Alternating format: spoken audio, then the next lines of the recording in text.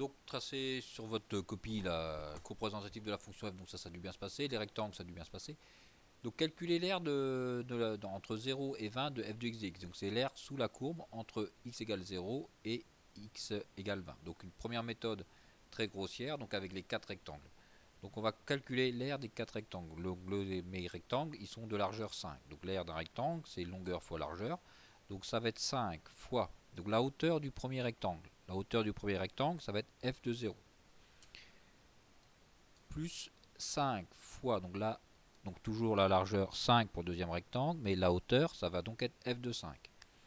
f de 5 plus 5 fois ici f de 10 plus 5 fois f de 15, le dernier rectangle.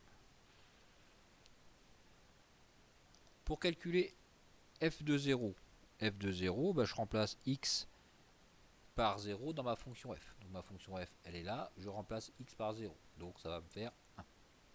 5 fois 1 plus 5 fois, je remplace 5, x par 5 dans ma fonction. Donc 5 au carré, 25, 25 plus 1, 26, etc.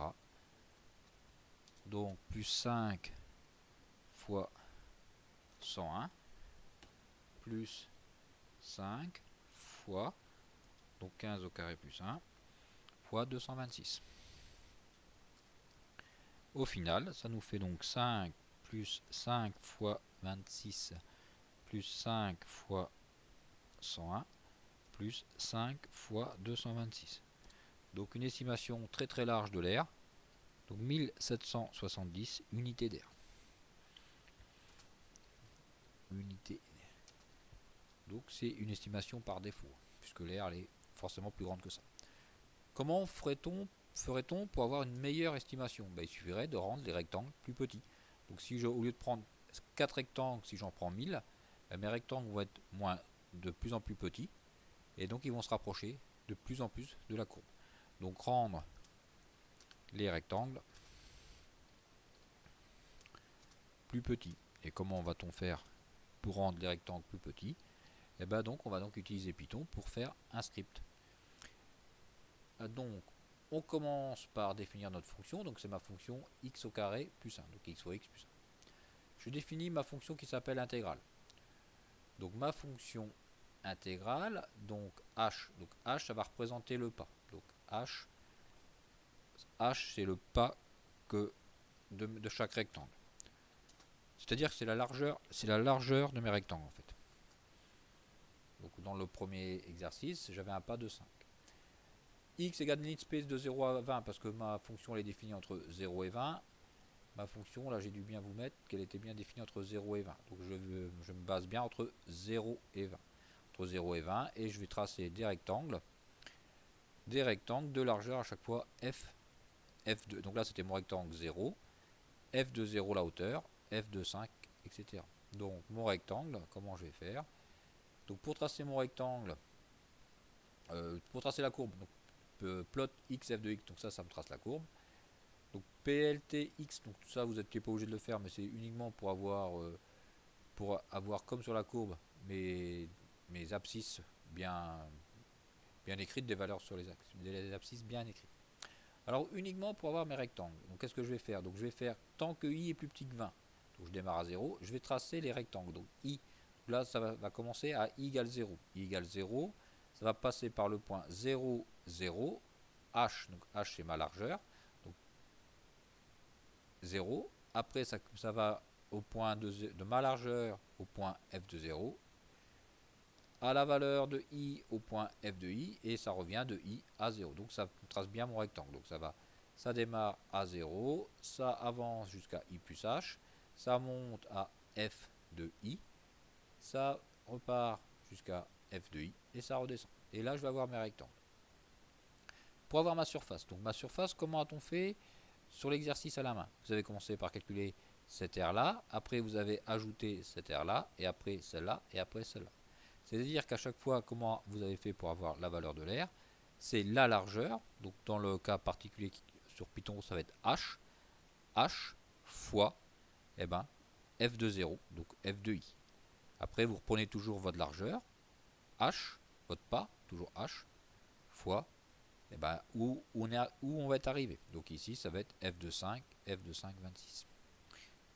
f de 5, 26, après j'ai mis un peu de texte, et j'ai mis mon titre. Et si on fait exécuter ce script, donc ça va me demander, normalement ça va me demander la valeur, donc à l'intégrale, donc je vais mettre intégrale, si je mets avec un pas de 5, normalement on va avoir la fonction exactement ce qu'on a trouvé. J'ai oublié de mettre PLT chaud quand même. Et là, on va avoir la fonction qu'on a trouvée au départ. Donc si on fait avec f de 5, je dois avoir ma fonction de départ. C'est-à-dire ce que je vous ai mis dans le... Donc intégrale 5, ça me fait bien mes 4 triangles. Et là, j'avais une R de 1770. R de 1770, et ben ça tombait pas trop mal puisqu'on avait la même grandeur. Donc après, vous me dites, moi je vais réduire mon pas. Donc supposons maintenant que vous fassiez, au lieu de faire un pas de 5, je vais faire un pas de 1. Et normalement, mes rectangles, ils vont se rapprocher de plus en plus de ma courbe. Donc intégrale, maintenant je fais un pas de 1. Pas de 1, donc vous voyez, ça se rapproche de plus en plus. Donc là, l'air, elle est de 2490. Si vous me faites intégrale, donc on va faire de choses de plus en plus petites, 0,5. Intégrale de 0,5, donc vous voyez, hop, mes rectangles sont de plus en plus petits et je me rapproche de plus en plus de la courbe. Et un dernier ou avant-dernier, si vous me faites intégrale avec un pas de 0,01, donc on va le laisser chercher. Donc là, vous voyez, ça fait quasiment la courbe. Donc on est à 2685. Donc on va essayer de retrouver, donc on retient le nombre 2685, on va essayer de retrouver avec le calcul des intégrales, le 2685. Donc calculer à la calculatrice l'air, comme la fonction est positive, comme la fonction est positive, donc l'air c'est l'intégrale entre 0 et 20 de f de x dx. Comment fait-on pour faire ça? Je vous l'ai montré. Donc à la calculatrice,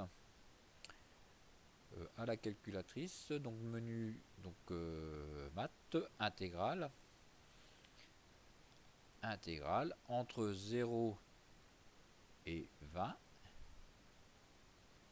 de la fonction x au carré plus 1.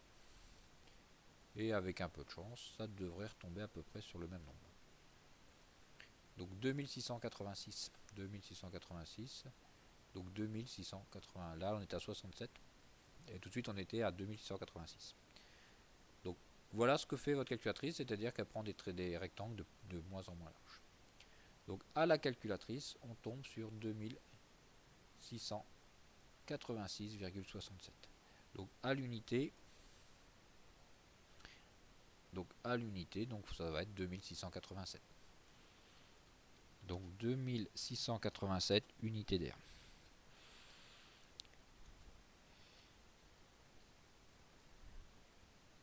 On va retrouver ce résultat avec la primitive. Donc avec la primitive, donc déterminer, donc montrer que c'est une primitive. Pour montrer que c'est une primitive, il suffit de dériver. Donc f' de x, si on le dérive, on va donc avoir donc f' de x, je dérive f' de x.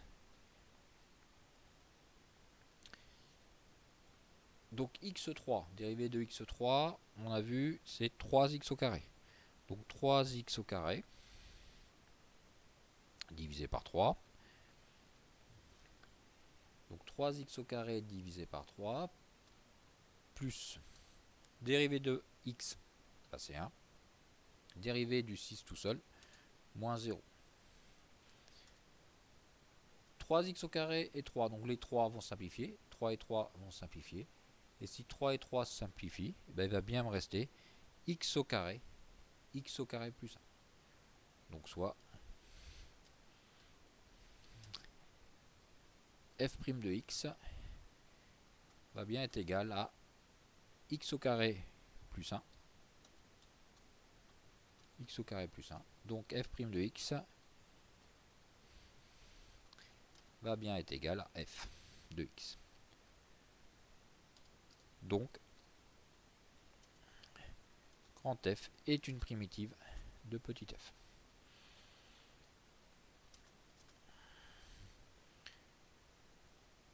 Déterminer une valeur exacte de votre intégrale. Pour déterminer une valeur exacte de l'intégrale, donc on va utiliser la primitive. On n'avait pas encore vu en cours, donc je ne vais pas compter cette question là, je vais compter uniquement la valeur à la calculatrice et sous forme, la valeur approchée, puisqu'on n'avait pas encore fait ce cours on n'avait pas encore fait ce cours. J'ai eu un petit décalage lundi. Donc l'intégrale, donc vous verrez demain. Donc on verra donc demain, c'est-à-dire le jeudi prochain, que l'intégrale, ça va être égal à grand F de 20 moins grand F de 0. Moins grand F de 0. Donc grand F de 20, ben je remplace x par 20 dans mon grand F. Je vais donc avoir grand F de 20, je remplace x par 20 dans ma primitive. Ça va donc me faire 20 à la puissance 3, 20 à la puissance 3 divisé par 3, plus 20, donc plus 20, moins 6. Donc ça c'est f de 20, moins f de 0, et f de 0, donc ça va faire 0 sur 3, donc 0, plus 0, il va me rester plus 6. Donc il me reste à calculer cette expression-là, donc 20 à la puissance 3 divisé par 3 plus 20, donc 20 à la puissance 3 divisé par 3 plus 20, qui va nous faire donc la valeur approchée. Vous devez pouvoir l'avoir sous forme de valeur exacte. Donc sous forme de valeur exacte, il suffit de tout mettre sur 3, ce qui va nous faire 8060 divisé par 3. Donc 8000, si vous faites 8060 divisé par 3, on tombe bien sur la même valeur.